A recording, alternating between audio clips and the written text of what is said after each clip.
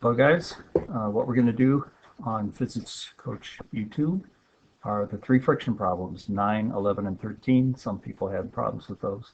So let's start with number 9. Right, in this problem what we have is a crate, a pickup truck, which is traveling down the road at 25 meters per second. So that would be the initial.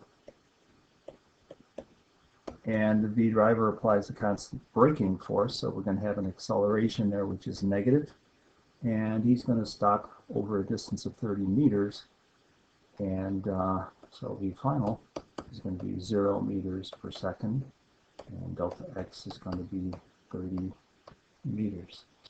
The question is, what is the minimum coefficient of static friction? So that would be mu static equals what to keep the crate from sliding forward. Okay, let's draw a picture of our truck here.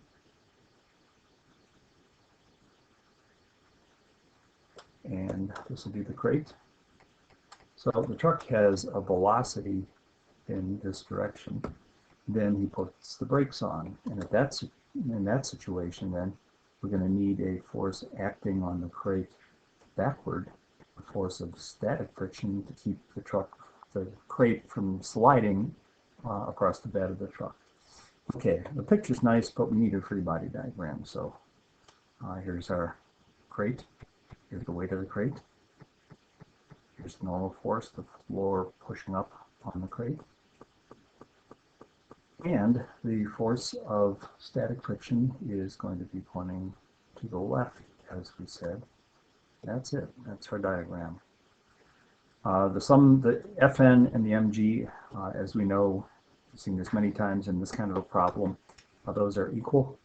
So what we're going to do is just write over here that Fn equals mg. Remember, that's not always true. If you're on an inclined plane or somebody's pushing down or pulling up, that's not true. In this case, it is. So those two cancel, and our only force we have left is F static, and that is the direction of the acceleration as well. So we call that a positive acceleration in a Newton's second law problem, but in a kinematics problem, of course, it would be a slowing acceleration, so that will be negative. Okay, so let's write Newton's second law. That force equals ma. F static is the only force acting on it that doesn't cancel out, equals ma. But F static is mu static Fn, and of course in this problem Fn is mg, and the m's cancel. Rearranging that to solve for mu static, we get mu static equals a over g. Okay, we'll wait a minute for you to do any writing. Okay, we've got a problem here. We know that g is 9.8 meters per second squared. So if we look at our given, there's no acceleration. So we're going to have to put that on our list of things to find. How could we do that? Well, right there and there are 4 parts of the t missing kinematics equation. And therefore, we're just going to write v final squared equals v initial squared plus 2a delta x. As we see here, v final is 0, so this term zeroes out. Solving for a, you would get the opposite of v initial squared over 2 delta x. Okay, that's nice. So we'll put in then 25 meters per second for the initial over 2 times 30 meters. And our kinematics acceleration, so get your calculator, punch those numbers in, and see what you get.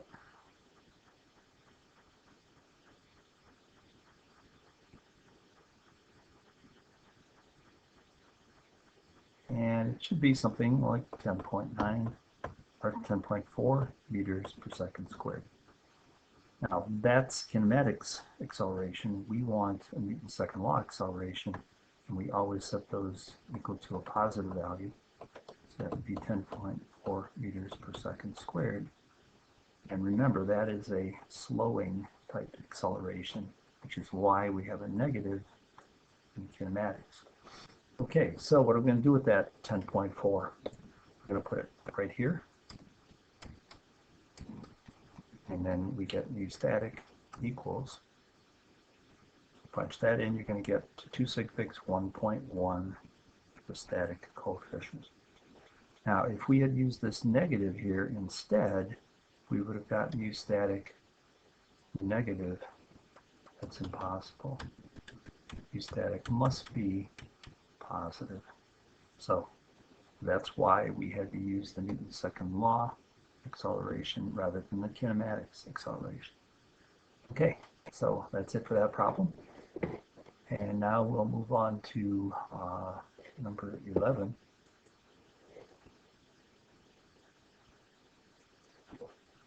Okay, problem 11.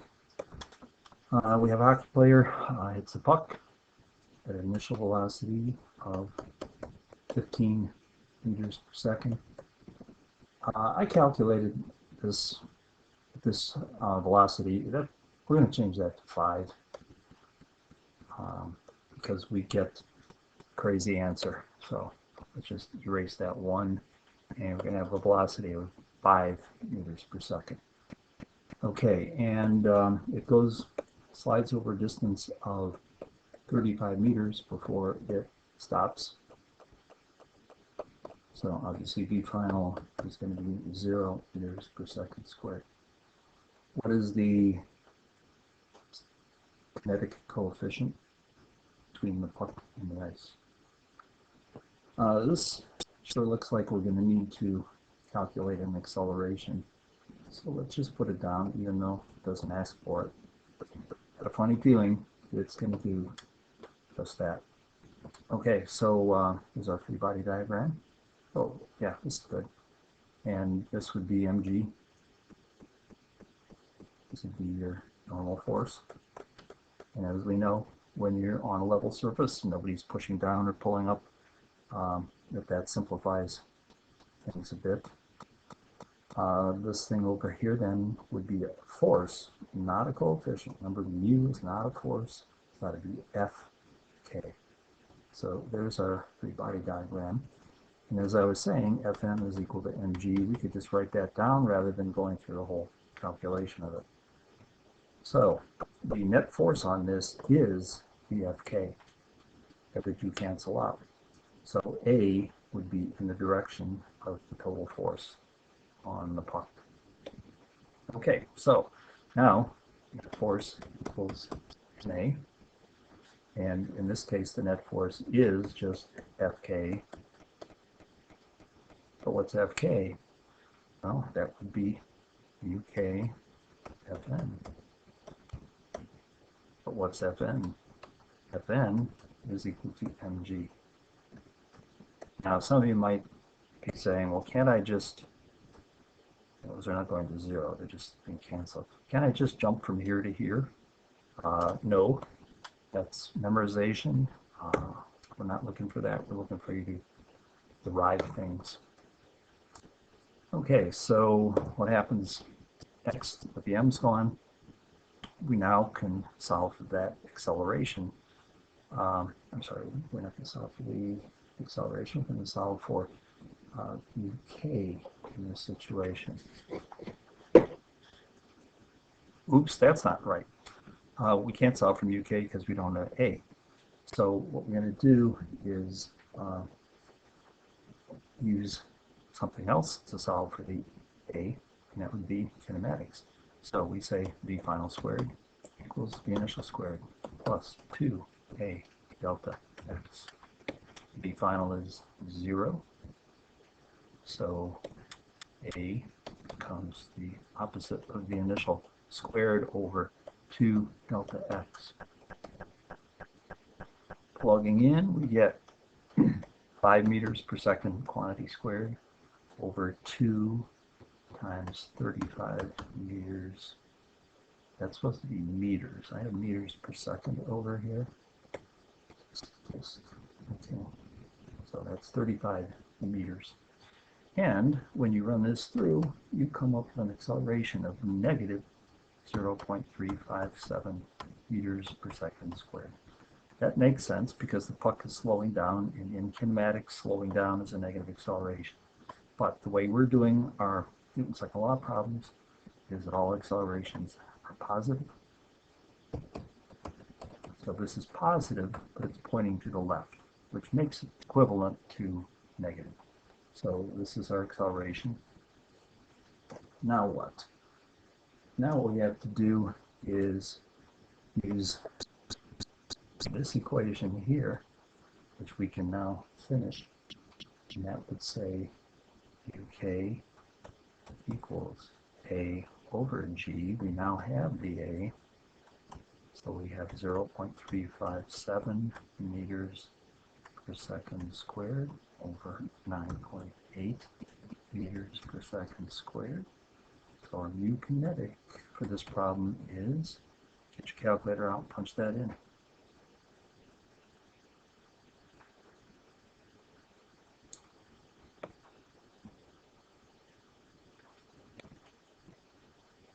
I got 0.036, and that's reasonable kinetic coefficient of friction. Remember, this is on ice, so that number is going to be usually way below 0.1 even, sometimes as low as 0.01. Okay, anyway, there it is, and that takes care of problem 11. If you have any questions on that, put a question mark there, and make sure you talk to somebody about that. Okay, problem 13. So we have a guy pushes a block across the floor, again with a velocity of 5 meters per second. There's nothing special about that. I shouldn't say pushes, I should say shoves, where he pushes it and lets go, and it slides on its own. So the V initial will be 5 meters per second squared. The kinetic coefficient is equal to 0.25, and it says find the acceleration.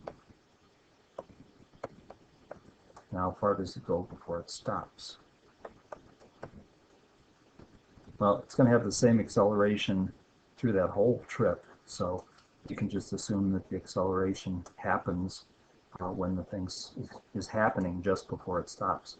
So that would mean V final would be equal to 0 meters per second. Okay, so we see parts of a kinematics equation here again. And we're looking for two things, so we can't use that kinematics equation yet until we do some other things. Okay, so I'm not going to draw a picture. It's pretty easy to imagine a block of wood on the floor.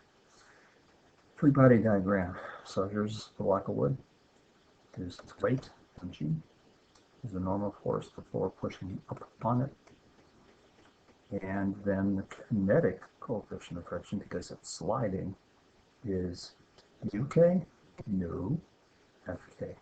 It's a force, not a coefficient. And the acceleration, of course, is always in the direction of the net force. And because Fn equals mg in this problem, these two cancel out, and Fk becomes the net force.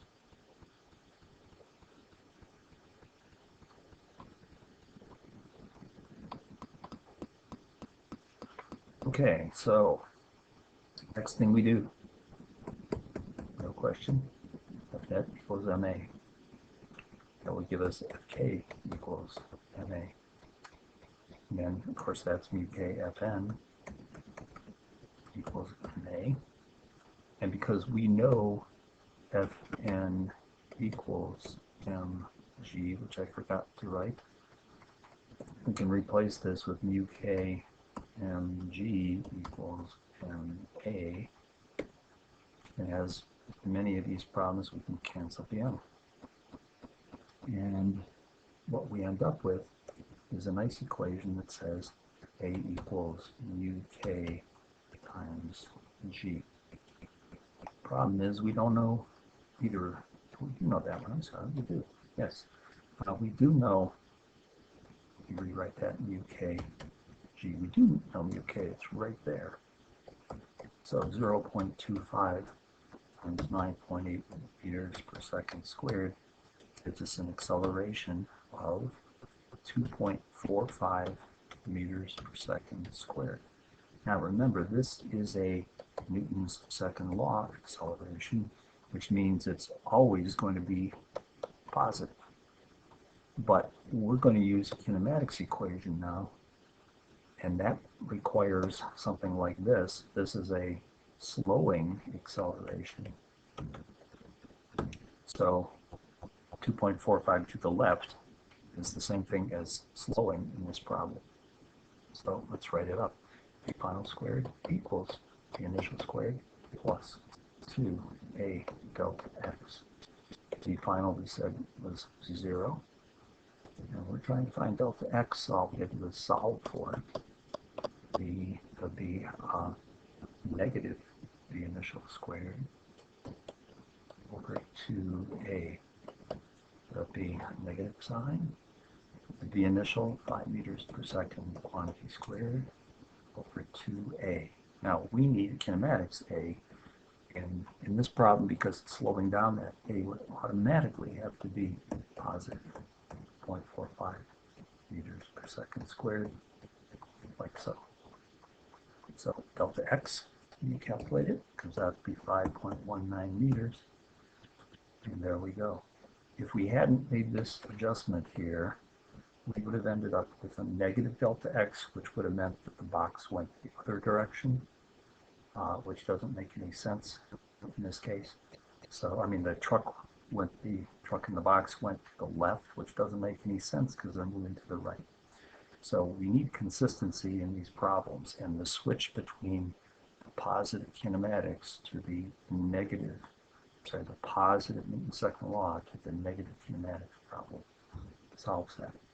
There are other ways of doing it, but this, I think, avoids a lot of negative signs.